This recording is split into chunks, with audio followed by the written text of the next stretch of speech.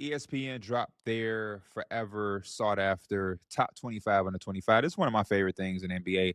I honestly, maybe I shouldn't speak on it without knowing confidently. I would love to see other sports leagues do this. Baseball, football. This is a great, um, great list to go back onto. Like it's always dope to go back 5 years, 7 years, 6 years, decade later to see what players went as far as we thought or how we looked at them versus what the reality actually came out to. Now, the one thing that I do want to start with this list is like the ever changing names. There are some names that kind of phased out, like the Tyrese Halliburtons of the world. I think Zion is not no longer fit to make this list to be 25 or under. But like LaMelo Ball isn't on this list this year. Brandon Miller isn't on this list. Derek Lively, Jalen Green, Tari Eason, my boy Tari, and then Bilal Coulibaly was on this list also last year. So we got some guys, 6 guys that were once on this list, or not even once, just last year they were on this list, and now they're getting phased out. I wonder how much more of that we will see because we're talking about a draft class coming up that has been spearheaded with this three-headed monster and even more talent. Like I think a lot of those 3 guys get a lot of discussion and whatnot, but there are a lot of other talented freshmen and guys a part of this draft class potentially that could be coming in and making some waves and whatnot. And I just keep looking in the talent pool of the NBA.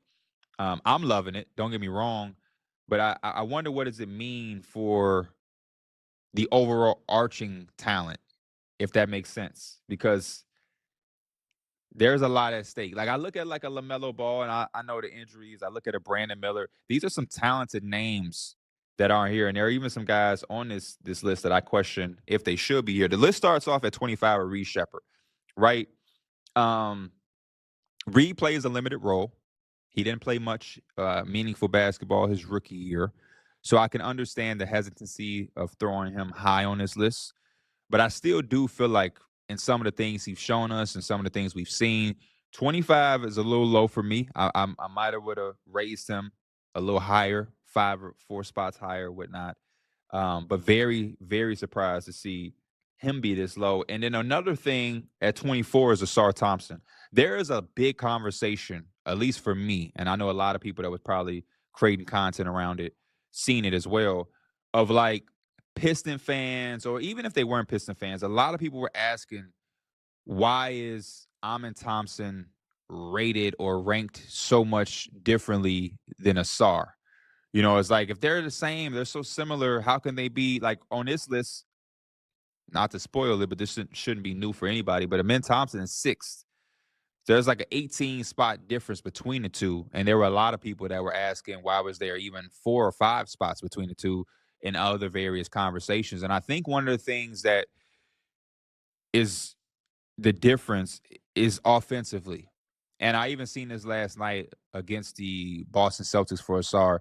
There's still times when he's on the floor offensively and he plays in similar spaces and areas as a man, but he isn't as sure of his offensive game. And there's still times where men struggles with this a lot too. And this could be team structure. This could be offensive philosophy. This could just be strengths and weaknesses of the two. Because they're twins and they're brothers doesn't mean that they're going to do everything at the same exact level. But I did notice that last night in the Celtics game, there were some spots and some times where Asar was unsure to go up or pass. And I don't know if he is as good of a passer or an offensive player right now as Amin Thompson. Now, we do have to acknowledge the fact that Asar did have the blood clots in his elbow or whatever, and he missed a lot of time last year because of that. So Amin has had some time to kind of get ahead of him to figure some things out for his team. And it does leave a little window open for maybe Asar to catch up at some point. But that would be the clear distinction for me. I think defensively, they both bring a lot. Sometimes I watch Asar, and I would also give him the edge in the defensive category if I must say so myself. But even then, it's probably by a hair or two, where Amin Thompson is just a little bit more complete and better offensively. And I know complete is a tough word to use speaking on offense with the Thompson twins because of the lack of jump shots. And then throughout the list, there are just other things that I kind of question. Josh Giddey is on here. Alex Sarr, with the improvement he's made in his sophomore season at 22, kind of feels low for me. He's taken major strides for the Washington Wizards. And if I'm being honest, he gives me a little bit more confident in their rebuild. Seeing him take this step, seeing the basketball that Keyshawn George, sorry, has been playing throughout different phases of this year, it gives me a lot of confidence that if they're able to hit on this upcoming draft pick, they could have something good going on there in DC, right? Imagine a Boozer in the front court with Sarr, with the Keyshawn George and Trey Johnson, and you still have the upside of Bub Carrington and Will Riley and some of these other guys to figure some things out. Before you know it, Washington can be one of those fun rebuilding teams that is kind of seeing their puzzle come together a little bit faster than not. Josh Giddey being 23rd makes a lot of sense. I think this is one of the perfect spots for him. Kind of cooled off outside of that hot start. This was a guy that was almost like an all-star starter in the first 7 games of the year. But due to his age, some of the things that can hinder him offensively and defensively, I think allows him to stay back in on the end part of this list. And then you got a guy like Dyson Daniels, who at 20, I feel like made it due to the reputation of what he was able to do last year with the steals and the defense. And he's still a really good defensive player, definitely not having the same type of success with the steals. But offensively, his game, I think this year started off badly, and we're starting to see some of those weaknesses come to light. Now, there has been a stretch where he has looked a lot better than the start of the season, but I think those stretches of him kind of not being able to hit a reliable jump shot, sometimes being out of place offensively, still a really good cutter. Occasionally is a really solid finisher, but there are things that Dyson Daniels, I think, has to further cement in his game, especially on the offensive side of the basketball, if he is trying to continue to be on these lists. When you talk about all of the talent that's coming in, some of the talent that is still developing, next year I think this list could be a lot different. I think this is a list that a guy like Modest Buzelis, who is not on this list right now, could be on.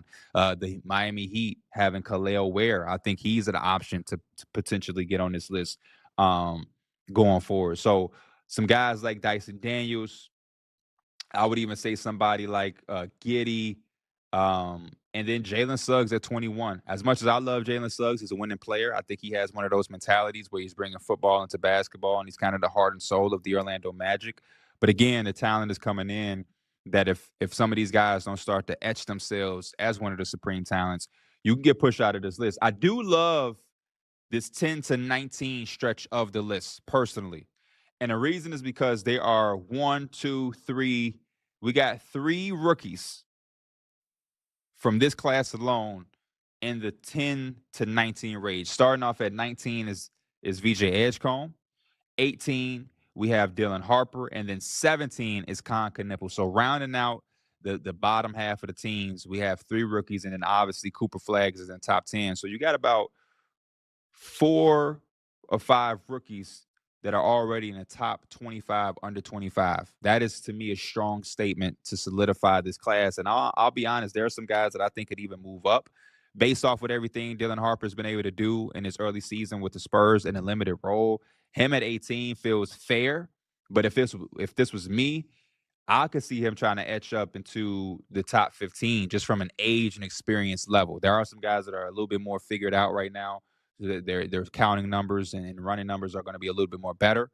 But just off of pure talent and ability and what we've seen, again, in a limited role and being able to adjust to the NBA so quickly, I think is dope. Con Knipple at 17, I think is fair. But even then, you got some heavy hitters. But again, the amount of offensive responsibility he shouldered, and there's even reports now that the Charlotte Hornets are ready to transition into making Con Knipple the face of the franchise after this has been LaMelo's team and city for a while. To me, that says a lot. So again, to be able to have 4 guys representing your draft class already etched, and these aren't guys that are in at the bottom half of the list. This isn't slots 25 through 21. This is in the middle of it. Other bones to pick. Y'all know I'm a big Jalen Johnson guy. He's at 10.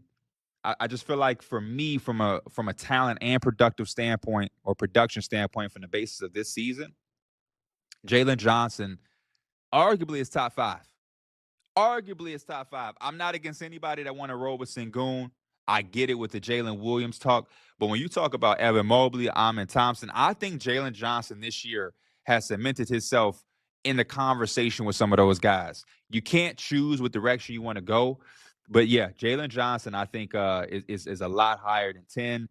And then the Paolo and Franz is always funny to see where they have them, which is back to back to each other.